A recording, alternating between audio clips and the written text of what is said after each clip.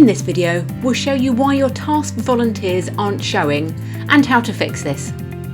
First, make sure you are logged in as an administrator. There could be two reasons for this. First, from your main navigation, select Admin, Events,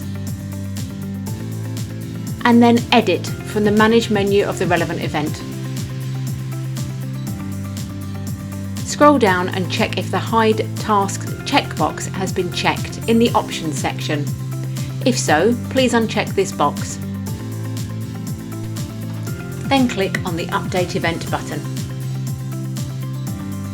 For the second reason, head back to the Manage menu and select Tasks for Volunteers. Click on the task name or select Edit from the Manage menu. Then check if the required by date is in the past. If so, amend this date to one in the future. And then click the Update Task button.